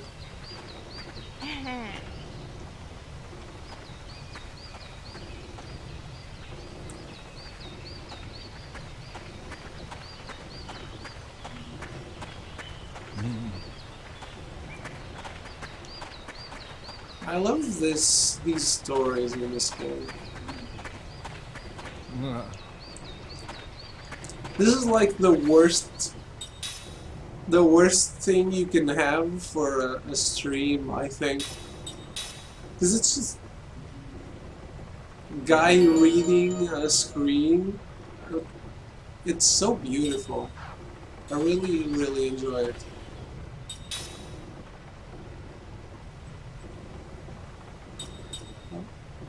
Oh, I thought I had screwed this up.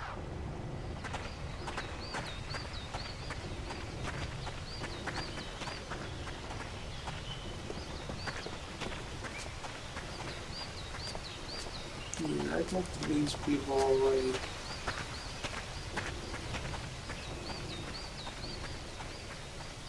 I only need to go inside the houses.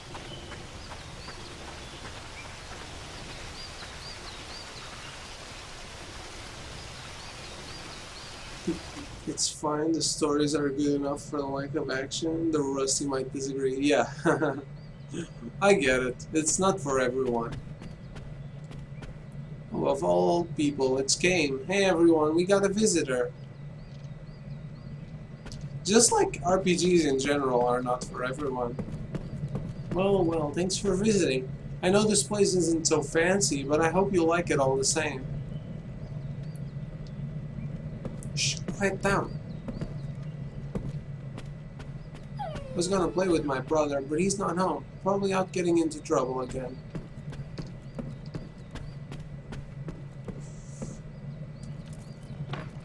I don't know if you are familiar with Eric.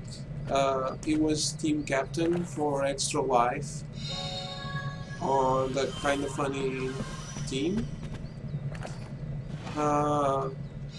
He's a good friend, and he hates RPGs. Well, not sure it's a hate thing, but he's clearly completely bored by RPGs and always complains about the fact that I stream too many RPGs.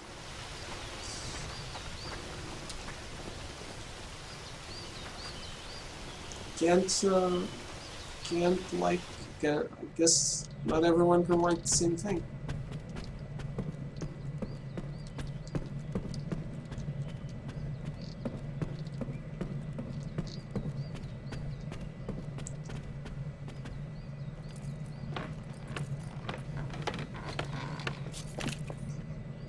Huh?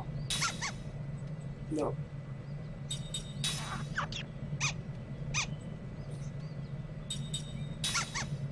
Hey. I gave something to the teapot.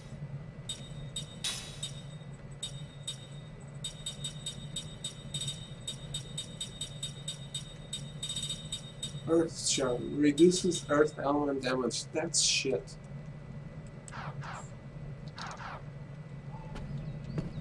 Unless it's saving me from the next boss. RPGs aren't for everyone. I think if you don't like RPGs, you just haven't found the right RPG yet. Or maybe, just maybe, you didn't give it as much attention as you should have. This road leads out of the village, but we best avoid it. It's dangerous out there.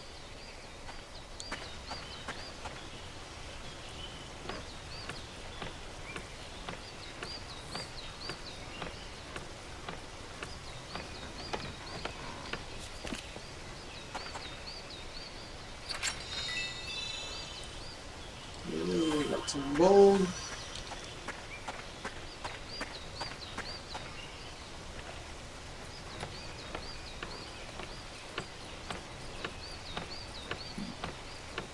Guess I can't use the uptime, but I think I've been live for 6 hours now.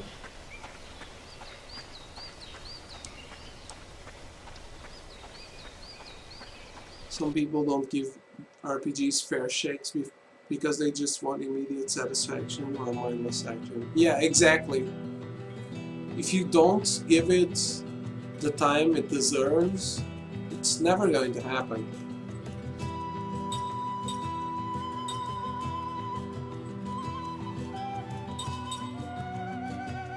We have 3 spots we can go to now. But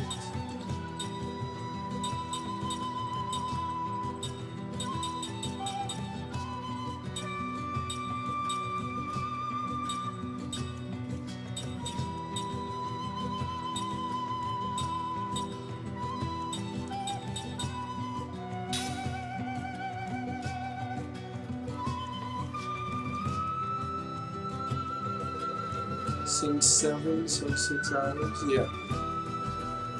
Since my midnight, so yeah, it's 6:15 right now. 6:17.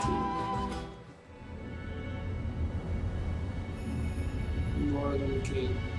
This is where Lirum died. Oh. Well, we lost him. Do I go forward or do I quit for today?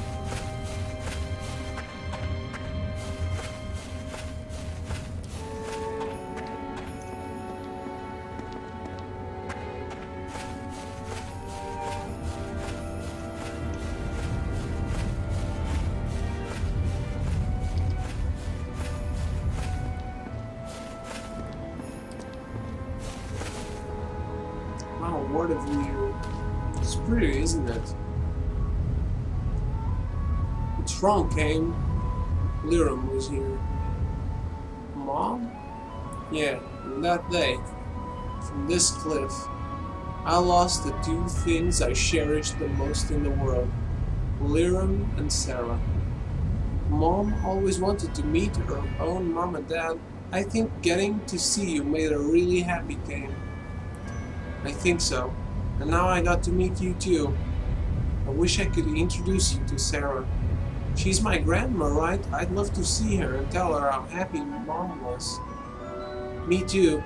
Do you think we'll ever get to meet her? Yeah, someday I'll find her, I promise. Sarah.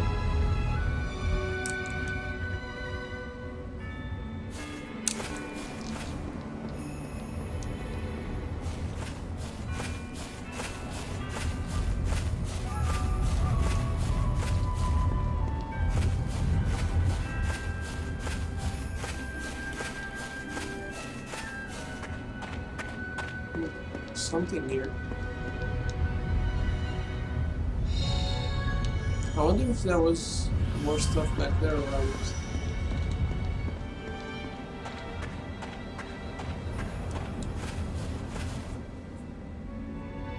They're really playing up this Sarah storyline. There's no way that Sarah isn't the old sorceress. Maybe. When Gora was here, his magic took Lirum away from us. Gora. You know, I've been thinking, if Gongora was their comrade and he betrayed them, What if Gongora himself is also being controlled, and there's he could also join us later after we free him? Who knows? Like Edia does on Final Fantasy.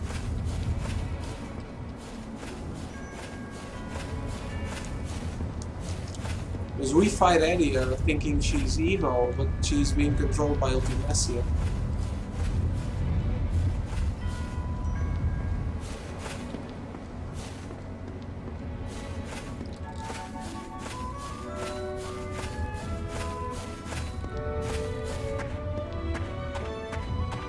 I don't know, he seems to be really evil. Just thinking.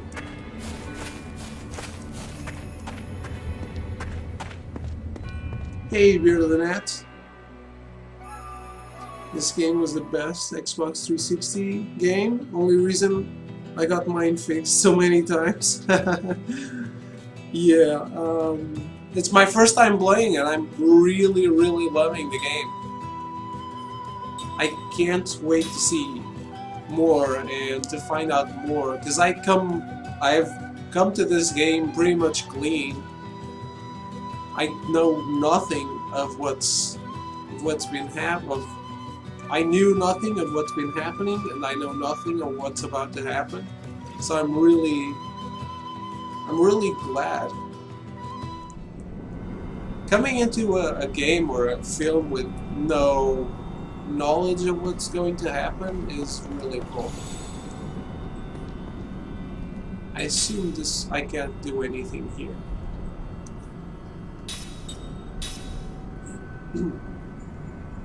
Yeah, we've been heartbroken on this stream before.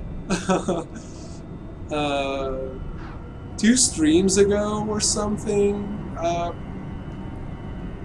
People in the chat were crying, I was crying. It was really heartbreaking.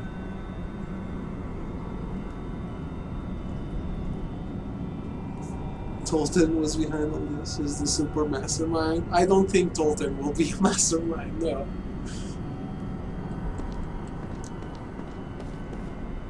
It's not opening yet. Yeah, we can't come in here. Just looking at everything before we go see what's up with the old sorceress. Yeah, the game has been brutal, but it's a really heartfelt game, and I could not be more happy about the story. I could be more happy about the gameplay, the battle system, but that's just accessory. Wow, I lived in this house? So this is the home of the old sorceress? Gives me the creeps. It's so strange. I can feel an intense magic energy. It's covering the entire mansion. That means the old sorceress is here, right? In any case, we've got to find that woman. I'm scared. Don't be such a scaredy cat, Mac. What's so scary? This is the house where Mom used to live with Kame and everyone. I know, but someone else is living here now. That's, well, yeah, but... Well, look, let's just be careful, okay? We don't have any idea what we'll find inside.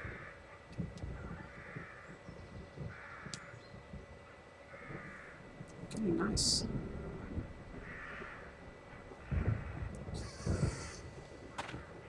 It does not seem to be a dungeon, so I'm going... What? Oh shit. Whoa. Did you just see that? Is this totally fucked up? Completely haunted? I'm scared now.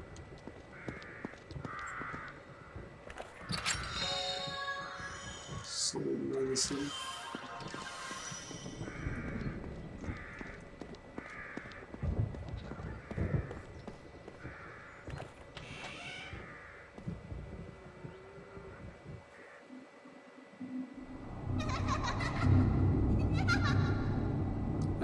dear. Ooh, what the hell was that?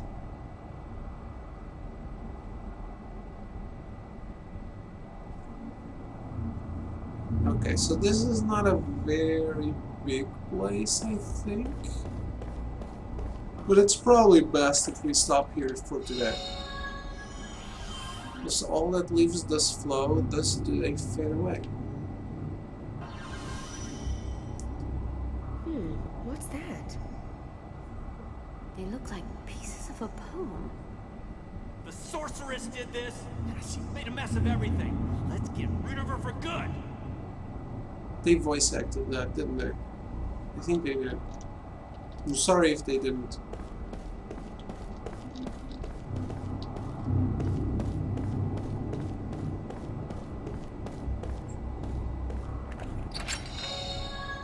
Okay. I'm going to save here, and this is the end. Yeah. We've played a lot today.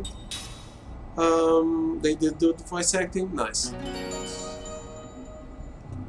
It was kind of long today. I guess it was also... I like going longer on Friday and Sunday if I can. And I guess it was also because I spent a lot of time leveling up back when you guys were complaining, or complaining / cheering for more leveling up. So, we actually got through a lot of the story. I think we made quite a bit of progress, even with the grinding. So, again, thank you for watching. I really appreciate all of you being here. I appreciate your help in the chat, quoting me for Rhinus, everything you do. Really appreciate it. Again, have a great night. Have a fun day off, and I'll see you tomorrow, I hope. Have a good night, and thanks again.